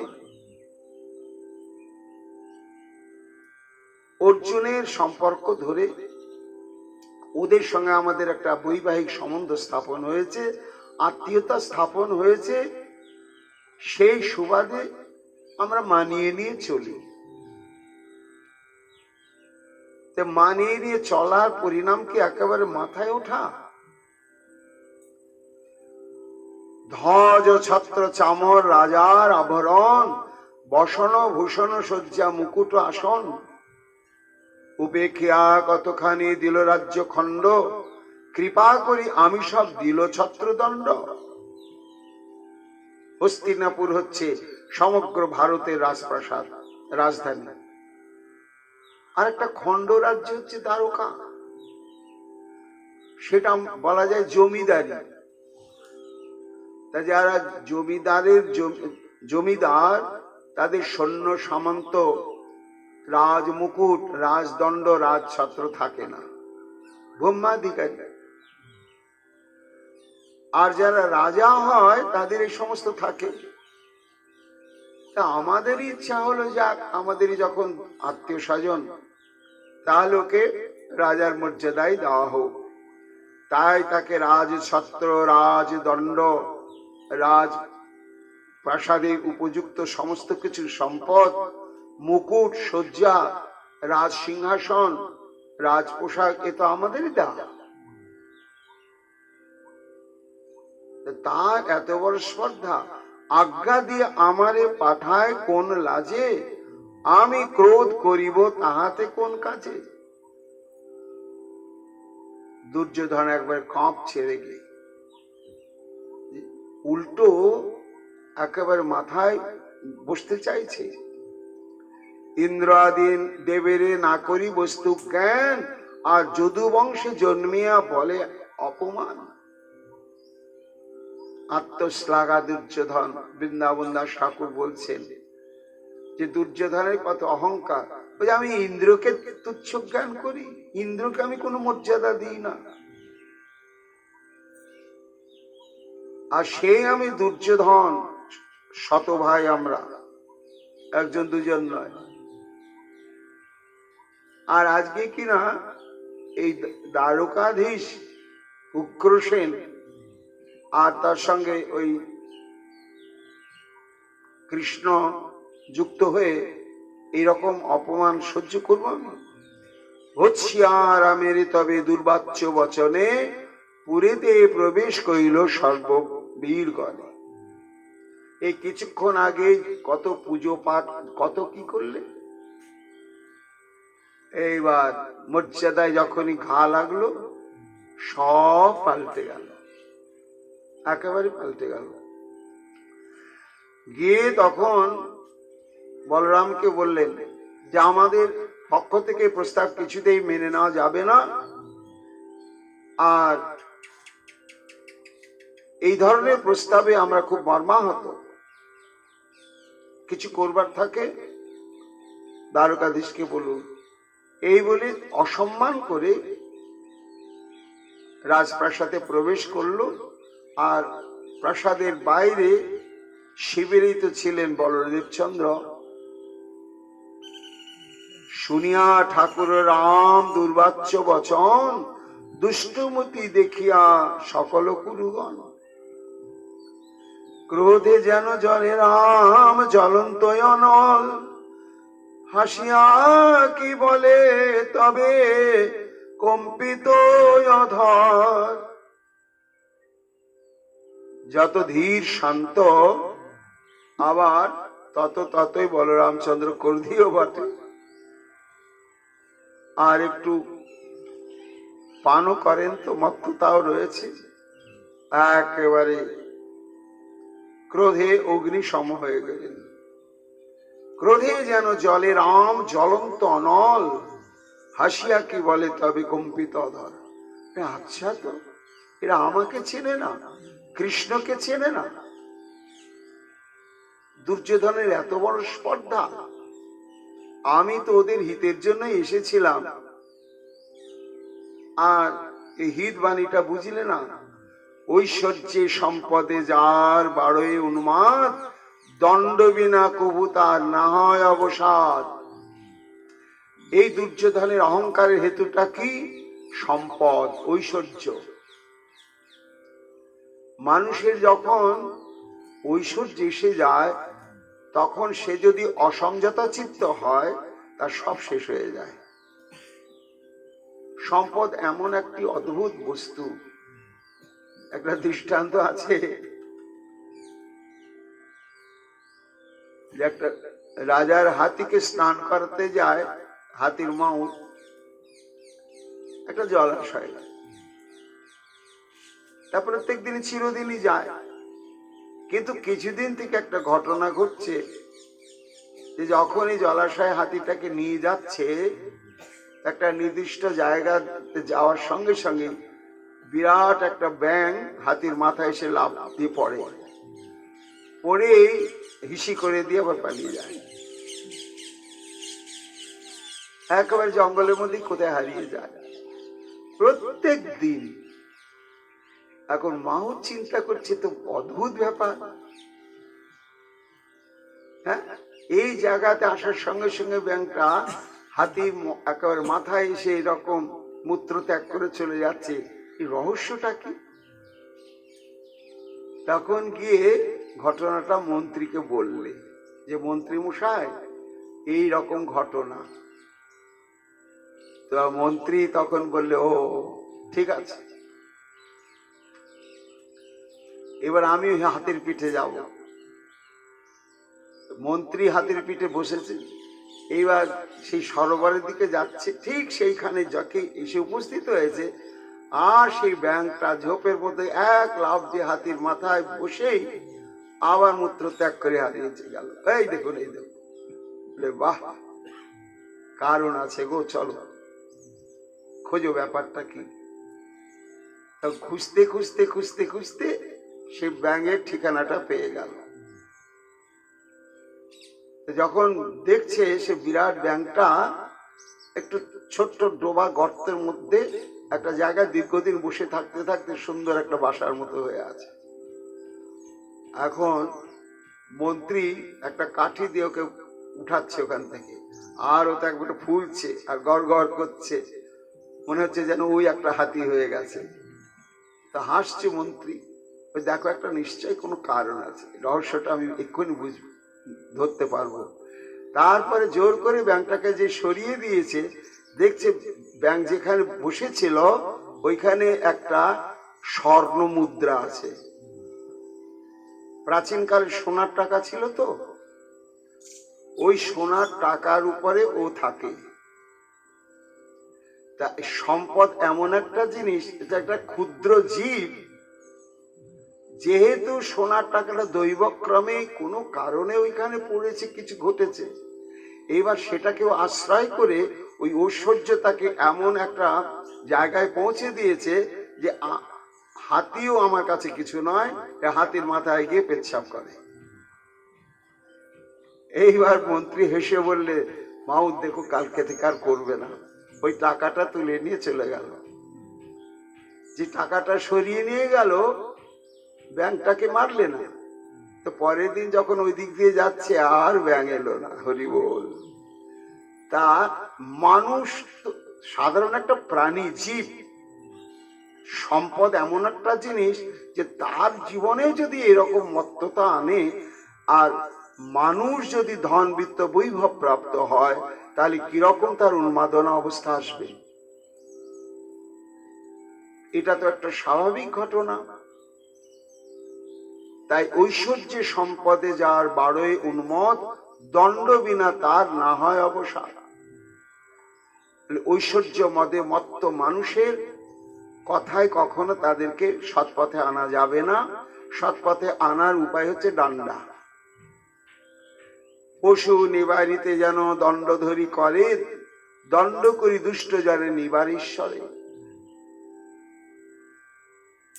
পশু পালন করতে গেলে, চালাতে গেলে লাঠি হাতে রাখতেই হবে, ডান্ডা না রাখলে হবে না। তো বলরাম দেখছে এরা তো পশু হয়ে গিয়েছে, তো মাথায় একটু ডান্ডা না মারলে তো ঠান্ডা হবে না। হ্যাঁ, ক্রোধ করি সাজিয়া আসিব যদুগণ, আর ক্রোধ করি আপনে আসিব নারায়ণ। কিন্তু এখন কি পরিস্থিতিটা হবে, এই সংবাদ যদি দ্বারকায় গিয়ে পৌঁছে, তাহলে তো সাধারণ সৈন্য সামন্ত আসছে, এবার ভাই আমারও তো ক্রোধে উন্মত্ত হয়ে যাবে। কৃষ্ণ তো এটাকে মেনে নিতে পারবে না, তাহলে কি পরিস্থিতি হবে। সুদর্শনধারী কৃষ্ণ যদি ক্রোধান্বিত হয়ে আসে, কি পরিণাম হবে এটা দুর্যোধন বুঝতে পারলে না। তা সবারে শান্তি আয় আপনে আইলো হেথা, আর দুষ্টমতি খলগণে কহে নানা কথা। আমি এদের হিতের জন্য, যাতে এই ঘটনা না ঘটে, আমি বুঝাতে এলাম। আর বিনিময়ে এইরকম দুর্বাচ্য বচন বলে আমা বিদ্যমানে, অল্প লোক হইয়া এত বড় অপমানে। অল্প মানে হচ্ছে বুদ্ধিহীন, মূর্খ, অজ্ঞান, গোয়াত, এদিকে অল্প বুদ্ধি। উগ্রসেন রাজ চক্রবর্তী হেন রাজা, ইন্দ্র আদি সুরগণ যার করে পূজা। উগ্রসেনকে বলছি কিনা ওদের দুর্যোধনের কৃপাধারী। কোথায় হস্তিনাপুর আর কোথায় দ্বারকা, কার সঙ্গে কার তুলনা করছে? দুর্যোধনকে জানে না যে দ্বারকার ঐশ্বর্য কি না? স্বর্গের পারিজাত যেটি একমাত্র ইন্দ্র ভবনে থাকে, সেটি দ্বারকাতে আছে। শ্রীকৃষ্ণ নিজেকে নিয়ে এসে লাগিয়েছেন। এবং স্বর্গে যে দেবরাজ ইন্দ্রের যে সুধর্মা সভা, অর্থাৎ যেটাকে আমরা রাইটার্স বিল্ডিং বলি, মানে সমগ্র পরিচালনা যে স্থান থেকে হয়, গুরুত্বপূর্ণ আলোচনা চলে ঘন্টার পর ঘন্টা, সেটার নামই হচ্ছে সভাকক্ষ। তা সেই সভাকক্ষটি স্বর্গ থেকে নিয়ে এসে দ্বারকায় স্থাপন করা হয়েছে। সুধর্মা সভাতে যার বসিয়া দেন, পারিজাত পুষ্প যার ঘরে বিদ্যমান। তা সুধর্ম সভার বৈশিষ্ট্য কি না? সেই দরবার প্রকোষ্ঠটা এমন যে সেখানে বসলে না শীত না গরম, এয়ার কন্ডিশন সব সময়। দ্বিতীয় হচ্ছে সভা কাজ যতক্ষণ চলবে, 10 ঘন্টা ধরে যদি চলে, কারো পায়খানা পেচ্ছাপ পাবে না, ক্ষুধা পিপাসা আসবে না, এবং ব্যাধি পীড়ার দ্বারা আক্রান্ত হবে না। এই হচ্ছে সুধর্ম সভার বৈশিষ্ট্য। আরো অনেক মহিমা রয়েছে, তো সেটা দ্বারকায় অবস্থান করছে। আর কোথায় হস্তিনাপুর আর কোথায় দ্বারকা। ইন্দ্র সম্পদে আনি ভুঞ্জে ক্ষিতি তলে, সে নহে রাজার যোগ্য দুষ্টগণ বলে। আমার ভাই কৃষ্ণ ইন্দ্রের সঙ্গে যুদ্ধ করে তার মহা সম্পদ সুমন নিয়ে এসে দ্বারকায় রেখেছে, আর কিনা বলে যে ওদের কৃপাধারী। তার পদযুগ সেবে লক্ষ্মী ঠাকুরানী, দেবের ঈশ্বরী দেবী জগত জননী। মূর্খ কোথাকার, দ্বারকাতে অবস্থান করছেন সাক্ষাৎ ধনের অধিষ্ঠিত্রী দেবী লক্ষ্মী, সে কৃষ্ণের চরণ সেবা করছে। চরণ পঙ্কজ যার বাঁধছে লোকনাথে, মনীন্দ্র যোগেন্দ্র যারে চিনতে ধ্যান পথে। সরাসরি তো পাওয়া দুর্লভ, সমাধিতে যাকে ধ্যানে অনুভব করবার জন্য যোগী মুনি ঋষিগণ যুগ যুগান্তর তপস্যা করে চলেছেন, সেই কৃষ্ণ দ্বারকায় আছে। এবং যার পদ পঙ্কজ, এই যে 10টা দিক, এই 10টা দিকের যে দিকপাল, এদেরকে লোকপাল বলা হয়। এরা নিরন্তর কৃষ্ণ আরাধনা করে চলেছেন। শুধু তাই নয়, তীর্থ সেবী তীর্থ যার চরণ কমল, আর প্রজাপতি ভৃত্য যার শঙ্কর কিঙ্কর। আজকে যার চরণ বন্দনা করে সমগ্র পৃথিবীর তীর্থগণ মহাশক্তিশালী মহিমাযুক্ত তীর্থে পরিণত হয়েছে, সেই কৃষ্ণ দ্বারকায়। আর এই মূর্খ দুর্যোধন সেটা চিনতে পারলে না। আরে আমরা কোন ছাড়া, আমি বলদেব, বিরিঞ্চি শঙ্কর আমি সহস্র বদন, এসব যাহার অংশ অংশের সৃজন।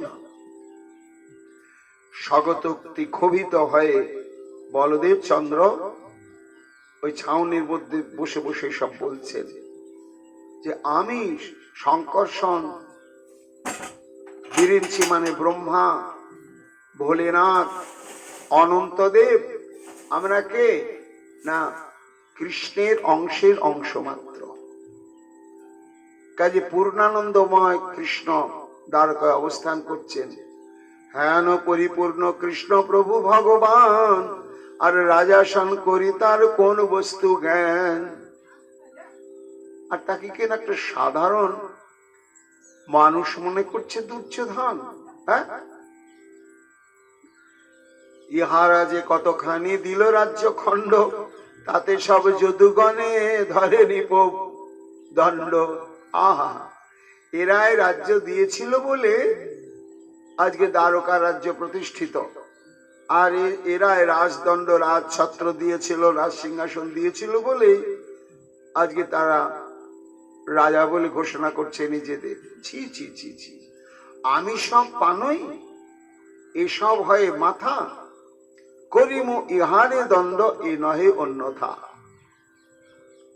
পানই শব্দ হচ্ছে পাদুকা। কত বড় স্পর্ধা! হ্যাঁ, আমি বলরাম, আমি বলরাম, কৃষ্ণ ইত্যাদি উগ্রসেন, সবাই আমরা পায়ের জুতো,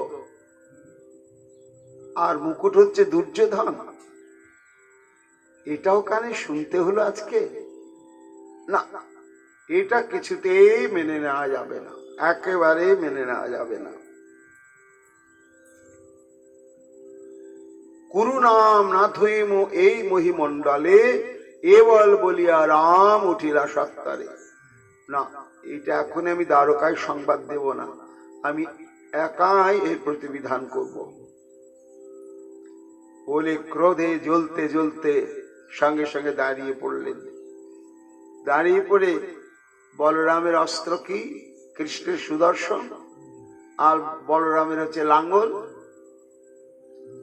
সেই লাঙ্গলটাকে স্মরণ করলেন, আর সেই মহাশক্তিশালী তেজময় ব্রহ্মাণ্ডকে একেবারে দহন করতে পারে এই রকম সে লাঙ্গলটি এসে উপস্থিত হলে। জগত দহবে তেজ তুলিলা লাঙ্গল, লাঙ্গলের অগ্র দিয়া উপারে নগর। নিতাই গৌর হরি বল। সেই লাঙ্গলটাকে দিয়েই বলে দুর্যোধন দেখো মজা। তখন গোটা হস্তিনাপুর রাজধানীটাকে আস্ত লাঙ্গলটা দিয়ে তুলে নিয়ে গিয়ে গঙ্গার মধ্যে হরি বল। গঙ্গার মধ্যে যখন ফেলে দিলেন তো ডুবে গেল না। এটাই ভগবানের লীলা। কিন্তু ভাগবতে বর্ণনা রয়েছে, যখন অত বড় হস্তিনাপুর রাজধানীটাকে আস্ত এমনি করে যেন ক্রেন দিয়ে তুলে নিয়ে গিয়ে গঙ্গায় নিক্ষেপ করেছেন, তখন স্রোতে ভাসছে, টলমল করছে, ডুবে যাওয়ার উপক্রম করছে।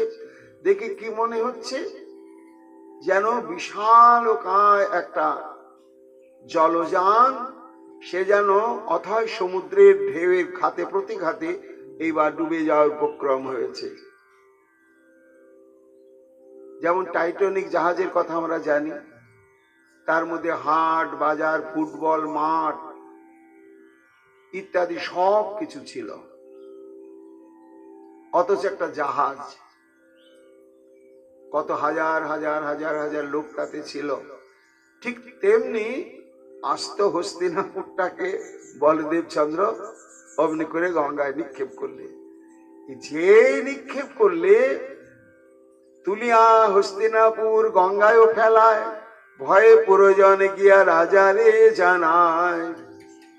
এবার স্রোতে ঘুরছে, আর সেখানে ঘূর্ণাবর্ত ছিল গভীর গঙ্গা, বনবন করে ঘুরতে শুরু করেছে।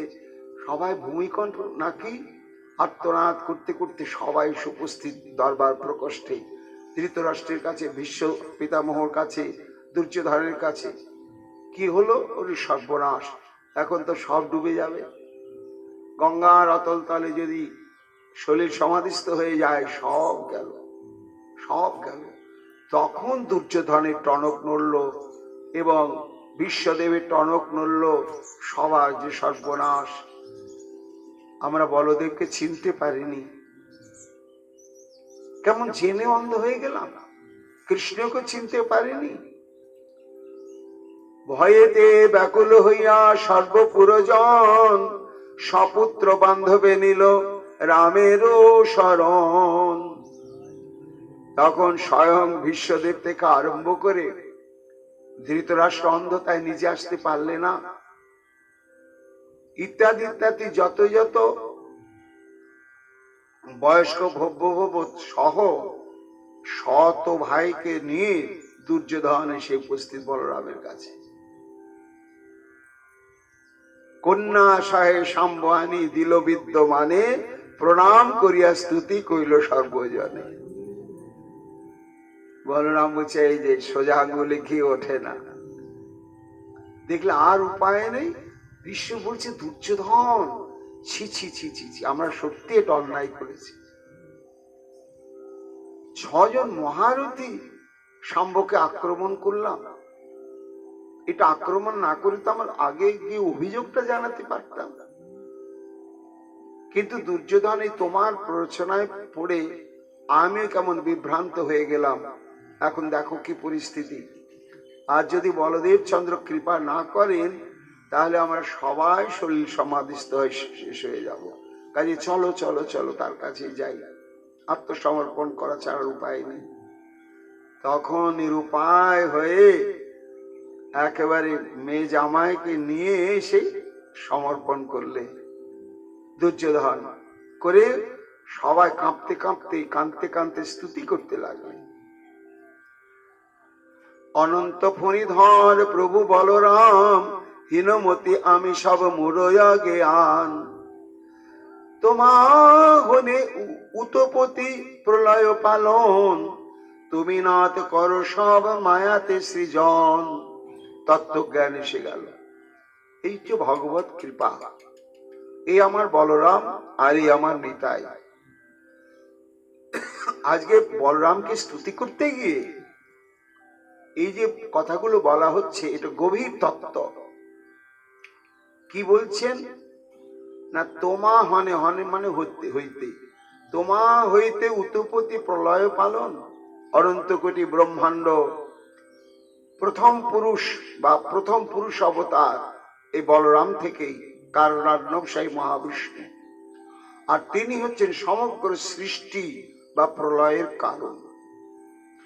আজকে বলদেব চন্দ্রের কৃপা না হলে এই তত্ত্বটা এরা সম্যক উপলব্ধি করতে পারে না। সহস্র ফনার একে ফনারই উপর লীলায় ধরেছ নাথ এ মহিমণ্ডল।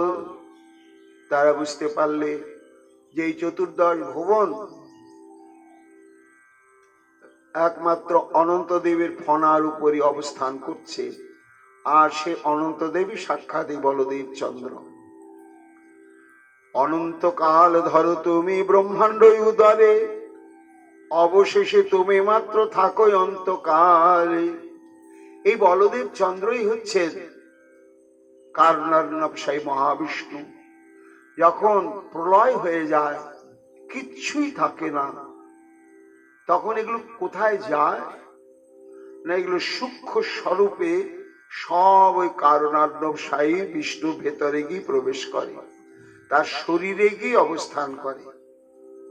আবার যখন শ্রীশৃক্ষা সৃষ্টির বাসনা তিনি করেন, তখন তার ভেতর থেকে আবার সব বেরিয়ে পড়ে। সেই কথাই বলছে যে অনন্তকাল ধরো তুমি ব্রহ্মাণ্ড উদরে, অবশেষে তোমা মাত্র থাকো অন্তকালে। তুমি ক্রোধ করি খল দুষ্ট শিক্ষা করো, দেশভাব করি প্রভু দণ্ড নাহি ধরো। নম বিশ্বনাথ রাম সর্বভূতপতি, আর সর্বশক্তি ধরনাথ সর্বলোক গতি। চরণে শরণনাথ পশিনু তোমার, কৃপা করি করো দিন জন প্রতিকার। সবার ভেতর থেকে কপটতা চলে গেল, তারা নিষ্কপটে এইভাবে স্তুতি করতে লাগলেন। এইরূপ স্তুতি কইল ভয়ে কম্পমান, কুরুগণ ক্রন্দন দেখিয়া বলরাম। প্রসন্ন হইয়া বলে প্রভু দয়াময়, তুষ্ট হইল তুমি সব না করিও ভয়। শাম্ব এবং লক্ষণাকে নিয়ে এসেছে তো, তখন বলদেব চন্দ্র বললেন না, আমি সন্তুষ্ট হয়েছি। তখন আবার হস্তিনাপুরকে লাঙ্গলটা দিয়ে তুলে নিয়ে গিয়ে যেমন যেখানে রাখার ঠিক সেইভাবে সুন্দর করে স্থাপন করে দিলেন।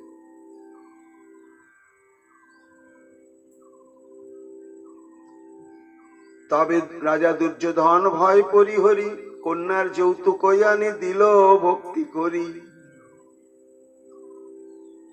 বলছেন বৃন্দাবন দাস ঠাকুর, এইসব লীলা নিতাই চান আজকে হস্তিনাপুরের মাটিতে দাঁড়িয়ে দাঁড়িয়ে নিজেরই লীলা স্মৃতিতে চারণা করছেন, আস্বাদন করছেন। আর এই হস্তিনাপুরবাসী তা দুর্যোধন দেখলে না, সন্তুষ্ট হলাম বললেন তো, কিন্তু খালি মুখে কি সন্তুষ্ট হয়? আমি শুধু মেয়ে আর জামাইকে তো ফিরিয়ে দিলাম, এটা তো ঠিক নয়। খালি হাতে ফিরিয়ে দিলে তো হবে না, যৌতুকটা তো দিতে হবে।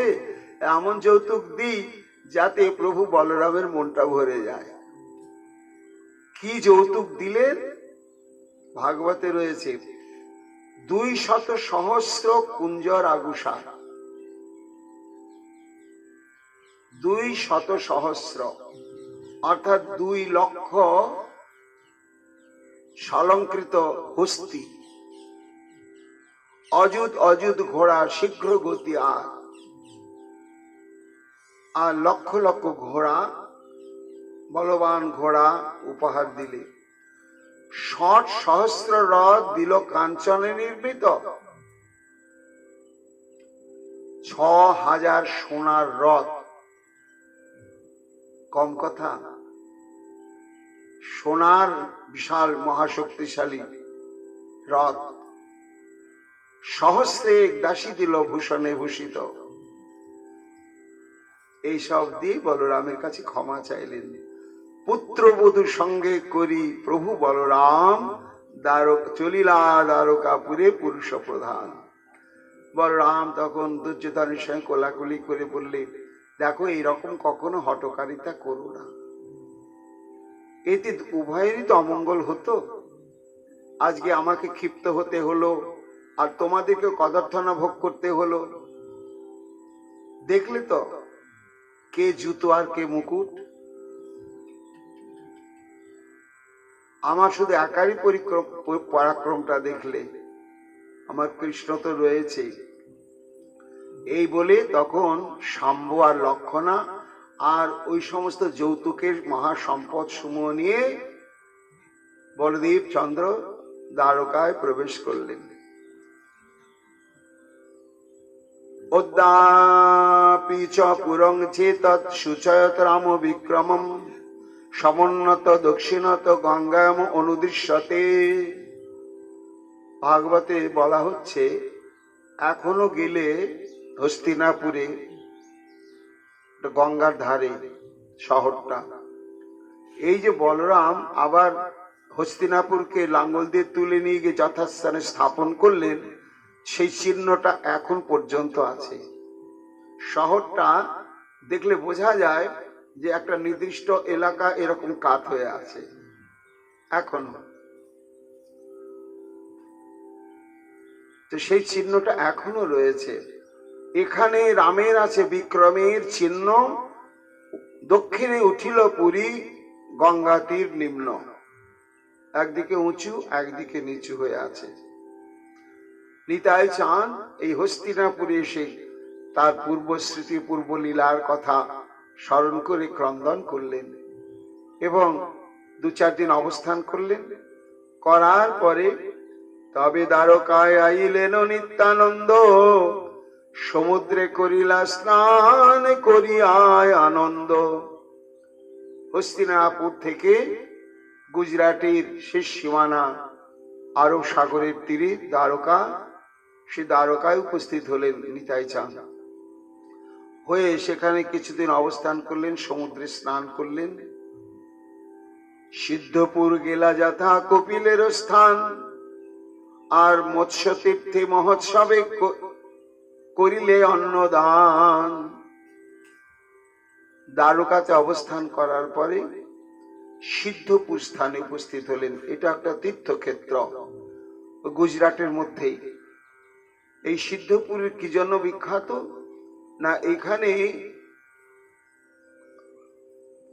কশ্যপের ঔরসে শ্রী বিষ্ণু, কর্দম ঋষির ঔরসে দেবহূতির গর্ভে ভগবান কপিল দেব এইখানে আবির্ভূত হয়েছিলেন, এই সিদ্ধপুর নামক স্থানেতেই। সেটা ভাগবতে বর্ণনা রয়েছে। এইখানে ভগবান কপিল দেব আবির্ভূত হয়ে ভক্তিযোগের কথা জগতে প্রচার করলেন। সেই জন্য নিতাই চাঁদ সেই সিদ্ধপুরে গেলেন, গিয়ে সেখানে কিছুদিন অবস্থান করলেন। তারপরে মৎস্য তীর্থে উপস্থিত হলেন। এইখানে 10 অবতারের মধ্যে যে মৎস্য অবতার, সেই মৎস্য অবতারের ঘটনাটা এইখানেই ঘটেছিল। সেই জন্য সেই স্থানের নাম হচ্ছে মৎস্য তীর্থ। সেখানে নিতাই চাঁদ তীর্থ কীর্তাদি সুসমাধা করে তারপরে প্রচুর অন্নদান করলেন। করার পরে এবার পশ্চিম থেকে ধীরে ধীরে দক্ষিণ দিকে চললেন। শিবকাঞ্চি বিষ্ণুকাঞ্চি গেলা নিত্যানন্দ, দেখি আসে 2 গণে মহামহাদ্বন্দ্ব। শিবকাঞ্চি এবং বিষ্ণুকাঞ্চি তীর্থস্থান দক্ষিণ ভারতে কাঞ্চিপুরম বা কাঞ্চিভরম বলা হয় যাকে। এই শহরটা 2 ভাগে বিভক্ত। একটা ভাগের দিকে শিবকাঞ্চি, একটা ভাগের দিকে হচ্ছে বিষ্ণুকাঞ্চি। শিবকাঞ্চি যেদিকে, সেদিকে এক মহিমাযুক্ত শিব মন্দির রয়েছে এবং প্রচুর শৈব সম্প্রদায় শিব ভক্তগণ তারাই সেখানে অবস্থান করে। আর বিষ্ণুকাঞ্চিতে ভগবান বিষ্ণুর মন্দির রয়েছে, সেখানে যত বৈষ্ণবগণ তারা অবস্থান করেন। এখন দেখি আসি দুই গণে মহাদ্বন্দ্ব। কিছুদিন অবস্থান করলেন নিতাই চাঁদ, তো মাঝে মাঝে দেখে দুই গোষ্ঠীর মধ্যে ঝগড়া হয়। শৈবরা বলে আমরা বড়, আর বৈষ্ণবরা বলে আমরা বড়। বলে যাও তোমার বিষ্ণুকে দেখা গেছে, বলে যাও তোমার শিবকে দেখা গেছে। এইভাবে রসের কোন্দল মাঝে মাঝে ওদের মধ্যে হয়। নিতাই চাঁদ তা অনুভব করেন। কুরুক্ষেত্রে পৃথুদকে বিন্দু সরোবরে, প্রভাতে গেলেন সুদর্শন তীর্থ বরে। তারপরে সেখান থেকে নিতাই চাঁদ উপস্থিত হলেন মহাতীর্থ কুরুক্ষেত্র। এই কুরুক্ষেত্রই হচ্ছে বিশাল মহিমাযুক্ত স্থান। মহারাজ কুরু এই ক্ষেত্র মানে এই প্রান্তরটাকে নিজের হাতে চাষ করতেন। তিনি ধ্যানে জানতে পেরেছিলেন যে এই স্থানটি একটা অলৌকিক মহিমাযুক্ত স্থান। এই স্থানে যদি কেউ বসবাস করে তাহলে ভজন সাধন ব্যতিরেকে সে বৈকুণ্ঠ ধামে যাবে। এই স্থান যদি কেউ দর্শন করে তাহলে তার পরাগতি লাভ হবে। এই জন্য তিনি খুব শ্রদ্ধা সহকারে সেই স্থানটিকে সংরক্ষণ করতেন, বিস্তৃত অঞ্চল, এবং নিজেই হলকর্ষণ আদি করতেন। এখন এই পুরাণে এরকম বর্ণনা রয়েছে। এই মহিমার কথা জানতে পেরে দেবতাগণ ইন্দ্রের কাছে উপস্থিত হলেন যে দেবরাজ, এইভাবে যদি লাখো লাখো সব মর্তবাসীরা দেবতা হয়ে যায়, স্বর্গে চলে আসে, তাহলে আমাদের যোগ্য ভাগটা কমে যাবে। এই কুরুক্ষেত্রের মহিমাটাকে একটু সংকুচিত করতেই হবে।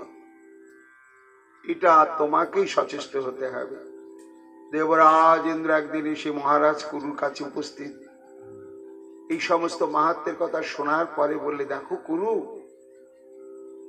এই মাহাত্ম হয়তো স্থানের আছে বটে, কিন্তু সেই স্থানের মাহাত্মটাকে তুমি বেশি বেশি আরো প্রচার করে মানুষের মধ্যে তুমি ছড়িয়ে দিচ্ছ। এতে কি হচ্ছে? বিধির বিধান লঙ্ঘন হচ্ছে। কাজে আমি বলি যে এই মাহাত্মটা এখন ঠিকই থাকবে, কিন্তু একটু বিধানটা পরিবর্তন হবে। কি না, এই স্থানে এসে যারা কোনো ব্রত উদযাপন করবে, করতে করতে যদি দেহ রক্ষা করে, তাহলে তারা স্বর্গে যাবে বা বৈকুণ্ঠে যাবে। আর এই ক্ষেত্রে এসে যদি কেউ যুদ্ধে প্রাণ ত্যাগ করে, তাহলে সে বিনা ভজন সাধনে স্বর্গে বা বৈকুণ্ঠে যাবে। তখন মহারাজ কুরু বললেন, হে দেবরাজ ইন্দ্র, তাহলে আপনার বাক্য শিরোধার্য হোক, আপনি আশীর্বাদ করুন এই স্বীকৃতি যেন এই স্থানের থাকে। এই জন্য সেই স্থানের নাম হলো ওই মহারাজ কুরুর নাম অনুসারে কুরুক্ষেত্র, এবং মহাতীর্থ স্থান। সেইখানেই কুরু পাণ্ডবের মহাযুদ্ধ হয়েছিল, ঐতিহাসিক যুদ্ধ, এবং ভগবান শ্রীকৃষ্ণ এইখানেই গীতাকে প্রকাশ করলেন। মহাস্থান। আর সেখানে মহিমা হচ্ছে পূর্ণগ্রাস সূর্যগ্রহণে কুরুক্ষেত্রে অবস্থান করলে অনেক স্বীকৃতি লাভ হয়। সেজন্য এখনো কুরুক্ষেত্রে সূর্যগ্রহণ উপলক্ষে সারা পৃথিবীর মানুষ ছুটে আসে পুণ্য অর্জন করার জন্য। সেখানে কিছুদিন অবস্থান করলেন বলদেব চন্দ্র। কেন? কুরুক্ষেত্রের যুদ্ধ বলরাম দর্শন করেননি। যখন যুদ্ধ আরম্ভ হতে চলেছে, তখন বলদেব দেখলেন যে এর মধ্যে আমি আর থাকবো না জড়িয়ে, ও কৃষ্ণই থাকুক। তখন তিনি তীর্থ পর্যটনে চলে গেলেন, এবং যতদিন এই কুরুক্ষেত্রের যুদ্ধ চলেছে ততদিন তিনি ফিরে আসেননি। কুরুক্ষেত্রের যুদ্ধের অবসানের পরে তীর্থ পর্যটন সমাধা করে বলদেব চন্দ্র এসেছিলেন। আজকে নিতাই চাঁদ কুরুক্ষেত্রে দাঁড়িয়ে সেই সমস্ত লীলা স্মৃতি চালন করলেন, তারপরে তীর্থকীর্তাদি সমাধা করলেন, করে এগিয়ে গেলেন একটি স্থান তীর্থ বিন্দু সরোবর। এই বিন্দু সরোবর হচ্ছে কর্দম ঋষির অশ্রুবিন্দু থেকে সরোবরের উৎপত্তি। কর্দম ঋষি যখন ব্রহ্মা তাকে আদেশ করলেন যে তোমাকে তো আমি সৃষ্টি করলাম প্রজা সৃষ্টির জন্য, তুমি বিবাহ করে মৈথুন ধর্ম অবলম্বন করে তুমি মানুষের বংশ বিস্তার করো। তখন কর্দম ঋষি বললেন, পিতার আদেশ তো আমাকে পালন করতেই হবে, কিন্তু মানব জীবনের উদ্দেশ্য তো সন্তান সন্ততি সৃষ্টি করা নয়, ভগবত আরাধনা বা উপাসনা। কাজেই আমি সেই উপাসনা থেকে নিজেকে বঞ্চিত করব না, তবে আপনার আদেশ আমি পালন করব, কিন্তু আমি যাকে তাকে তো বিবাহ করতে পারবো না। আমি তপস্যার দ্বারা নির্ণয় করে নেব যে আমার সহধর্মিণী কে হবে। তারপরেতে সরস্বতী নদীর তটেতে সুদীর্ঘ কাল কঠোর তপস্যা করলেন কর্দম। সেই তপস্যাতে ভগবান বিষ্ণু স্থির থাকতে পারলেন না, তার প্রেম ভক্তিতে এসে তার সামনে দর্শন দিলেন। তো যখন দর্শন দিলেন তখন সেই সচ্চিদানন্দময় শ্রী ভগবানকে, তিনি তো আনন্দ স্বরূপ, প্রেম স্বরূপ, দীর্ঘকাল তপস্যা করতে করতে আজকে সাক্ষাৎ তার দর্শন প্রাপ্ত হয়ে অষ্টসাত্ত্বিক বিকার উপস্থিত হলো। কর্দম ঋষি হাসছে, নাচছে, কাঁদছে, আত্মহারা হয়ে গিয়েছে। তো ভক্তের ওই প্রেমে আত্মহারা অবস্থা দেখে বৈকুণ্ঠনাথ নিজেই বিস্মিত। আমাকে দেখে ভক্ত এত আনন্দে আত্মহারা হতে পারে? তা দেখে এত আনন্দ হলো বৈকুণ্ঠনাথের, তখন আনন্দের অশ্রু বিন্দু বিন্দু পড়ল। তো বিন্দু বিন্দু ভগবানের নয়ন থেকে আনন্দাশ্রু পড়তে পড়তে ওইখানে একটি মহিমাযুক্ত সরোবর সৃষ্টি হয়ে গেল। পরবর্তীতে সেই সরোবরের নামই হলো বিন্দু সরোবর, এবং সেটা এখনো মহিমাযুক্ত। ওই সরোবরের তীরে জপ ধ্যান করলে মন তাড়াতাড়ি একাগ্র হয়ে যায়, এবং স্নান করলে মন শুদ্ধ পবিত্র এবং স্থির হয়ে যায়। নিতাই চাঁদ সে বিন্দু সরোবরে গিয়ে স্নান করলেন, প্রভাতে গেলেন সুদর্শন তীর্থ বরে। তারপরে সকালবেলা সেই স্থান থেকে আবার সুদর্শন তীর্থে গিয়ে উপস্থিত হলেন। সেখানে একদিন অবস্থান করার পরে এবার আবার পরবর্তী তীর্থ সময় দিতে শুরু করলেন। আমরা নিতাই চাঁদের এই তীর্থ পর্যটনের কথা শ্রবণ করতে করতে আমাদের সর্বভারতের সমস্ত তীর্থ পর্যটনের ফলই প্রাপ্তি হবে। এরপরে নিতাই চাঁদ আবার কোন কোন তীর্থে গেলেন, সেই সমস্ত তীর্থের কি কি মহিমা আগামীকাল আমরা তা শ্রবণ কীর্তন করব। এখনকার মতো আমাদের নিতাই চাঁদের কথা এখানে বিশ্রাম লাভ করছে। নিতাই গৌর হরি বল, নিতাই গৌর হরি বল। নরহরির প্রাণ আমার গৌরাঙ্গ হে, গোরা গোরা গোরা গোরা গৌরাঙ্গ হে, অন্তরে বাহিরে গোরা গৌরাঙ্গ হে। গৌর গতি গৌর পতি গৌরাঙ্গ হে, অন্তিম কালে দেখা দিও গৌরাঙ্গ হে। হা গোরা প্রাণ গোরা গৌরাঙ্গ হে, হা গোরা প্রাণ গোরা, হা গোরা প্রাণ গোরা।